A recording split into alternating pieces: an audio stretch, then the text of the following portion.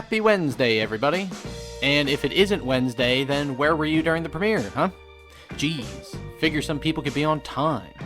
Regardless of when you see this, I'm glad to have you all here. I'm your host, Doodleman149, and I'm bringing you all another video in my Viewer Variant series, a series where I test viewer-suggested builds and rate them.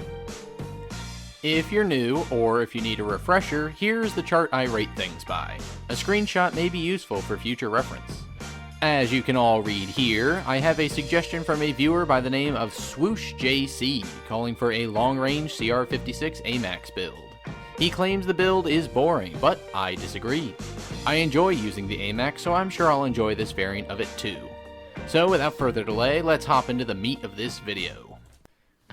For SwooshJC's AMAX build, we start off with that cliched attachment, the monolithic suppressor, for boosted damage range and sound suppression. The XRK Zodiac barrel is next used for even further boosted range while also cutting our recoil, all at the cost of mobility. The CR-56 EXO stock counteracts that mobility loss by adding ADS and strafe speed. The 45 round mags increase our ammo by 50% at the cost of mobility. And the Ranger foregrip rounds this build off for boosted stability and recoil control, again at the cost of mobility.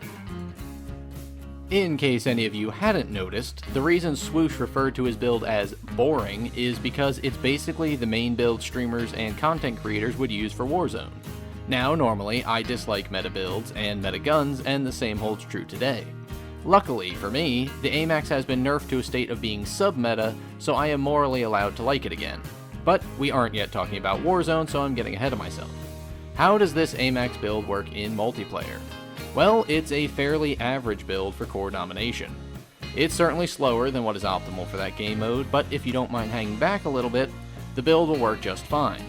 The monolithic suppressor, the long barrel, the extended mags, and the Ranger foregrip all slow this build down. As such, its movement speed is rather low, even if the EXO stock makes up for some of the ADS speed loss. The irons on the AMAX aren't my favorite, but they're passable when used with the Zodiac barrel.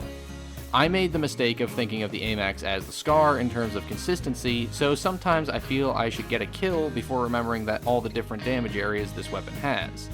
This build isn't great for pushing, but it makes for a solid mid-range fighter that can hold an open objective. For core domination, SwooshJC's CR-56 AMAX gets itself a 5 out of 10. Taking this AMAX build into Ground War, I noticed something that I saw when the AMAX first came out and everyone and their grandmother was using it in Warzone. I don't really think the irons are that good for range. The AMAX has a decent bit of visual recoil, so when transferred to Ground War, I struggled to use this build effectively at longer ranges. That could just be my aim though. The suppressor and the Zodiac barrel are both great for boosting this powerful weapon's range quite a bit. Pair that with the power couple of the barrel and the Ranger foregrip and you have a very stable and low recoil weapon. This build is definitely slower than what I used to use in Warzone just from the extended mags alone.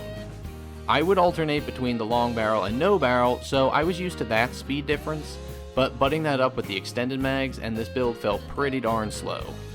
Now, this is less of an issue for Ground War because of range, but that's where the irons come back into play. I still think this build is best at medium ranges, but it lacks, at least in my opinion, the visual clarity to challenge people at long range.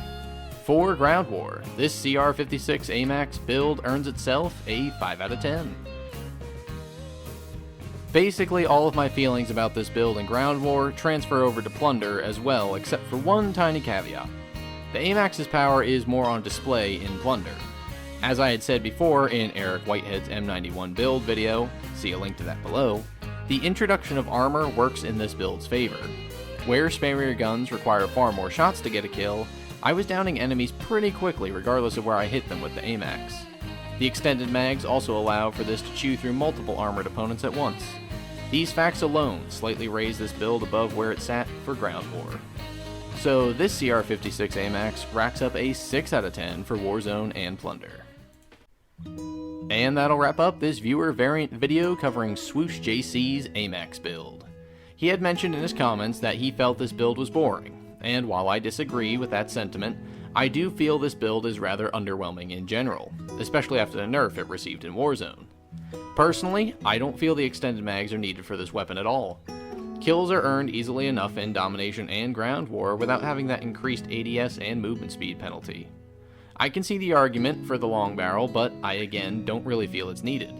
I'd much rather throw an optic on here instead of the extended mags for Ground War and Warzone, and I'd put attack laser and sleight of hand on here instead of the barrel and extended mags for Domination.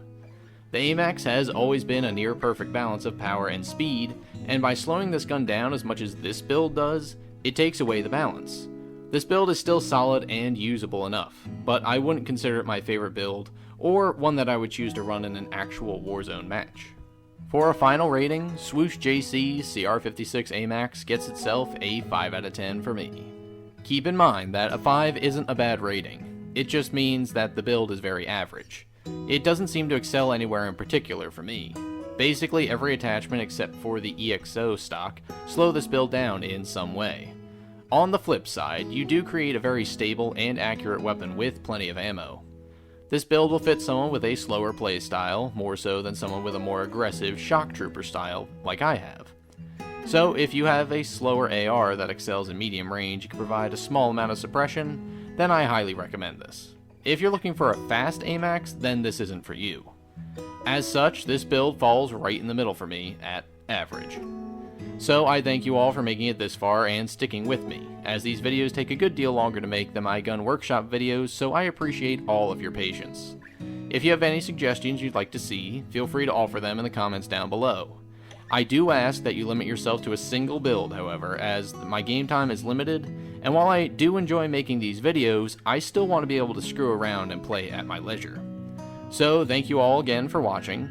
If you like this video, feel free to let me know by dropping a like or comment on here, and if I just so happen to become your newest favorite YouTuber, then that subscribe button is just begging to be pressed as well. Don't forget to ding that bell if you do, though. I've been your host, Doodleman149. You've all been valuable members of the human race, and I look forward to seeing y'all next time, so I will see you later.